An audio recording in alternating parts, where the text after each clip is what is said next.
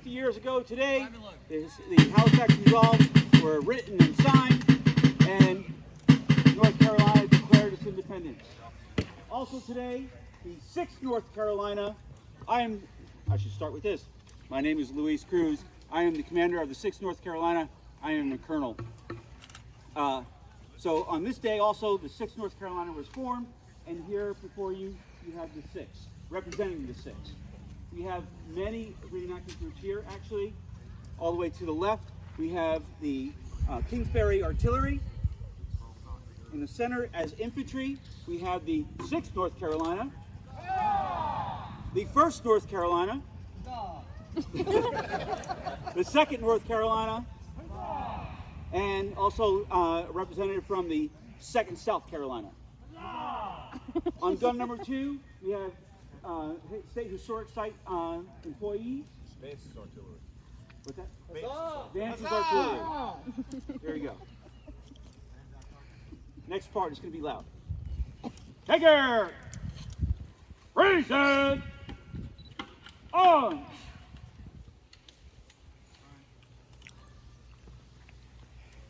Make ready! I messed that one up. Okay. Preset! Fire!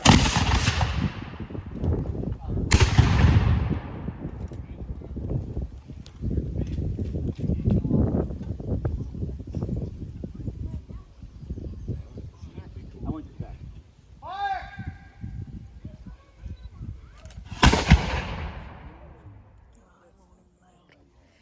I'm used to it. I didn't shoot them for the smoke ring, did it? It won't loud. Next time you come up with a pretty smoke ring. Yeah. My good friend, Captain Jim McKee from Vance's Artillery. Turn your attention to him. How was that? If y'all are good, we'll do it again. Here, here. So, you've witnessed kind of combined arms, artillery and infantry working together, which didn't happen that often, but it did happen. But what you've got here, over on the far left with Kingsbury Artillery, you've got a 3-pound field piece. Vance's, you've got a 6-pound field piece.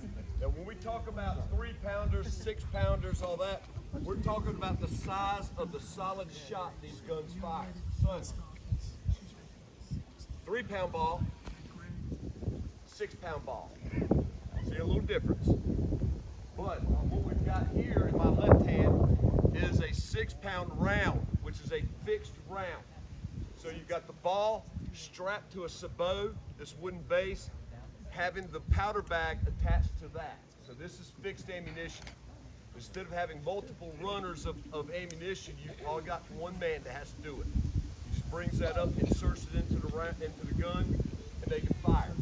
Now these guns can fire a multitude of ammunition, depending on what their fire mission is. Solid shot is most common. They can also fire a shell, and a shell is an exploding round. Insert the fuse, fire it, it'll go a certain distance and explode. How do you light the fuse? Carefully. There you go. So the bore of these guns is bigger than the ball. And so when they ram it down, there's going to be a slight gap on 3 sides of this ball. That gap is called windage. When the powder charge deflagrates, when the powder deflagrates, which is the burning of black powder, when it bursts, you're going to have the loud noise, smoke, and you're going to have flame. The flame's going to wrap around the ball, light the fuse, while the expanding gas from the explosion drives the ball down range. That's how it works, in theory. Doesn't always work, but that's how they would do it. They can also fire gravity. They can also fire grape shot. This is quilted grape, anti-personnel. You got a wooden base, dowel sticking up here. You got your balls around the dowel. They wrap it in canvas or silk, tie it up. When the gun goes off, this comes apart and the balls go in all directions. basically turning the gun into a big shotgun. Post on the rear. They can also got a third type of ammunition called canister, which is a tin can full of little over 1/2-inch diameter balls, either lead or iron. That's another form, and that's really your giant shotgun. Now, if you watch the drill, what we did, for those who aren't familiar with artillery drills, it can look a little confusing. But once you pay attention and watch, it's like a dance. Everyone's working in concert. So, you start off, you got 4 men physically on the guns. These are the 4 men that are going to do all the loading. But you've got a gunner, plus you're going to have support groups or support men on the ammunition boxes, so you can have upwards of 7 to 8 men working these guns. But you can have upwards of another, 7 or 8 men in the rear that are support. So in case there's attrition, you got wounded, one of these men can come right up and take the place of another man. Everybody knows what everyone else does. So it all starts with your gun commander, your gunner. He is the chief of the piece. He's the safety officer. He's going to give all the commands. He's going to be the one that calls out what type of ammunition he wants, how far he wants elevation. He does everything with that, all the commands. Going with the men on the gun, we'll start out with number 1. Number 1 is armed with the lint stock. Now, today we use that lint stock or slow match to light the powder train on the, make the gun go boom, for lack of a better term. That's what we use it for now. Back then, the lint stock was used to light the port fire, and they used the port fire to fire the gun. A port fire is nothing more than basically a road flare. It's where we get the whole idea of a road flare. This is a much more reliable source of ignition for the cannons. We don't use it because it's not that safe. And for us, it's all about safety. So, we go to number 2. Where's number 2? There you are. You're in the wrong position. Number 2. Number 2 is armed with a thumb stall. That thumb stall is just a piece of a leather sheath that goes over his thumb. On load, he's going to step in, and on the back of the gun is a vent, small hole. He's going to stop that vent. That's going to keep air from circulating through the bore. Last thing you want to do is take a bag of black powder that's in canvas or silk, ram it down into something that's already burning. So he's going to stop any circulation of air. Then, once the round is seated, he's going to be armed with a vent pick, a brass vent pick. He will insert that into the bore, into the vent. He's going to puncture the bag, making it ready to receive fire. Then he will have a quill or a paper cartridge of powder, and he'll put that into the vent. And then that'll be the ignition process. You've got number 3, who is armed with the sponge rammer. He will insert the sponge in, give it a few turns. That will extinguish any burning embers from the previous shot. When he does that, he'll rotate the implement, showing the rammer head. He'll tap the barrel, letting the gunner know it's time to bring the round up, that he's ready to receive a round. Once the round is put into the barrel, he will drive that in and seat the round at the breech. Poor old number 4 here. I haven't forgotten about you, David. Number 4 is armed with a tow hook or a worm. He's going to insert that in, and he's going to give it a few turns, and he's going to try to grab any of the remnants of the previous shot. We have to do this today after every single shot because we're using powder wrapped in aluminum foil, and there's almost always leftovers of the foil, so we've got to get that out. He will also be responsible for receiving the round from the powder monkey and inserting it into the bore. Which leads me to our number 5, fox band. All got is a haversack, or a gunner's haversack. He's going to when he gets the command from the gunner, he's going to go to the box. He will open it. He'll find what type of ammunition he needs. He'll put it in the sack. He'll either run it up himself, or if they've got extra men, give it to the man, what we call the powder monkey, who will run the round up to the gun. Clear as mud? Any questions? No, y'all want to hear noise. Yes, sir.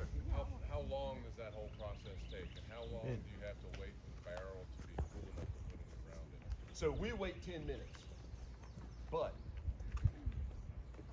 a well-trained crew, depending on the situation, 30 seconds to a minute and a half. Depends on the size of the gun, and like I said, what the situation is calling for. If you're in a situation where an infantry attack is imminent and you're firing quilted grape or even canister, you have 30 seconds. And you're not worried about safety at that point, because if you do not get those rounds out, you're dead anyway. Okay. All right. Yes, sir. The difference between a deflagration and an explosion. Deflagration is burning. So what's going on in the cannon is simply burning black powder. Now you get the explosive sound because once black powder is compressed, then it becomes very, very volatile, and then you get that explosion. But otherwise, you just light black powder, and it just goes poof. It's all about compression. And what you want is that burning, and you want that buildup of the gas, and that's what's going to expel the ball. And I'll turn it over. Here to present the infantry, Lieutenant Osborne and Sergeant McColligan. Front and center, sir. So 250 years ago today, the 6th North Carolina formed. We were one of 10 regiments that North Carolina provided to the Continental Army. So these were regular soldiers, not militia. So they are trained, they will be uniformed. Here at Halifax, they will be issued hunting shirts, like what you see our sergeant here wearing, and canteens. So just a wooden canteen like this one here. Eventually, they will be given uniform coats, but that'll come later on. So these are trained. So they are using, at this point, the British Manual of Arms. We call it the 64 Manual. Eventually, they will take on what we call the von Steuben Manual in 1778, which is kind of a more simplified version of the British Manual for the Continental Army. So again, these are trained soldiers who can fire typically about 3 to 4 times a minute on a good day.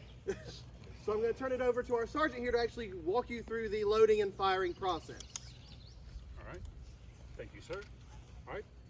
Good evening. So my name is Sean. So I'll be talking about our loading. So following that 64 manual, it is most important that they do follow a manual. If we just told you to load your gun, people might be all over the place. Steps might get confused. So there's an exact way, an exact science to be using these arms, these military weapons, these muskets. So first I'll need to bring them to the shoulder. So attention, shoulder, fire. All right, they're already there. All right, prepare to perform the firing exercise. Poise, fire. All right, open, hand. They'll bring it down to the priming position. They will first handle cartridge. They'll handle a cartridge either by a cartridge box, a belly box, or a shot bag, as I'm demonstrating here. They'll bring it to their mouth, tearing the top off with their teeth. This cartridge has a pre-measured amount of powder in a ball, so it's all in a nice little package. Prime! They'll put a little powder into the pan. Shut pan! They'll cast the gun about and then put the rest of the cartridge, charged with cartridge, into the bore of the gun. They will then draw rammer. Draw their rammers, putting it somewhat into the length of the barrel. Ram down cartridge. Ram that cartridge home, seating it at the breech of the gun, and then returning the ramrod so we may use it again. They're still recruits. Return rammer. They'll then come to the shoulder and wait for the commands of an officer. Shoulder, fire. All right. Company's ready to fire, sir.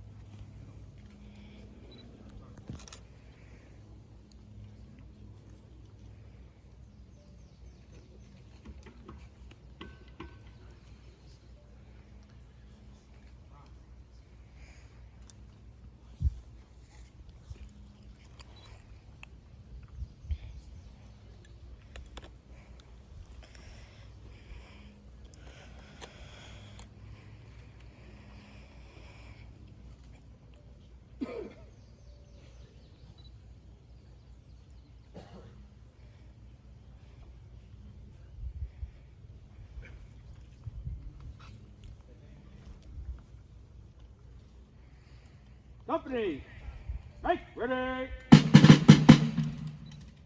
Reason. Fire.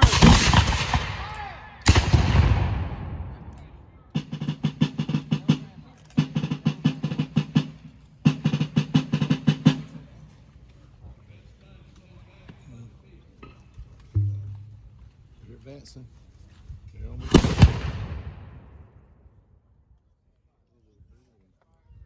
Caught me off guard. I thought they were.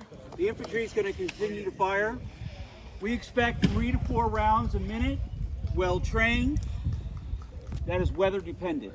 That is also black powder dependent.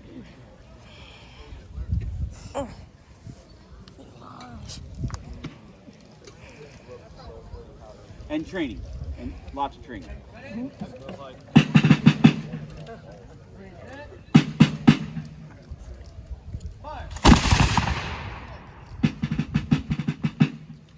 We were definitely better shots than the British. These boys have been shooting out in the backcountry, out in their farms, since they were kids. So we knew how to take aim. We could take down a deer or whatever's out there with the musket. We knew how to aim, we knew how to pack properly. The British did train. They didn't touch a musket though. They certainly didn't have a musket when they were kids. They weren't allowed to hunt in England. So the first time that they had a gun in their hand is when they joined the army. And so when they arrived here, they had to teach their guys how to shoot. So there are accounts out there that they set out man-sized targets on the end of docks and had their guys training to shoot. But they did not put out down the barrel. We did.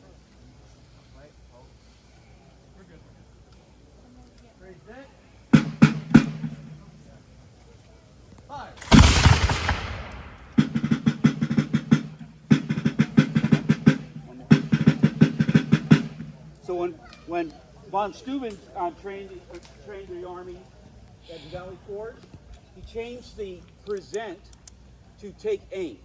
Washington wanted to pick a target. And so we kind of got yelled at by the Brits. They didn't like that because we were taking aim at their officers. And so that wasn't very nice. Yeah.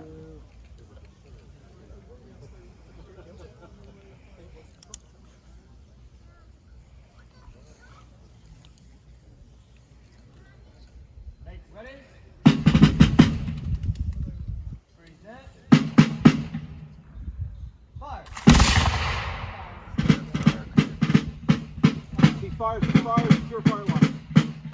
Here. So the next step is our safety feature. It's a modern invention. We want to make sure that all the black powder that is in the barrel, either spent or unspent, is dumped out. So that's what they're doing now. They're securing their fire locks to make sure it's safe to walk around.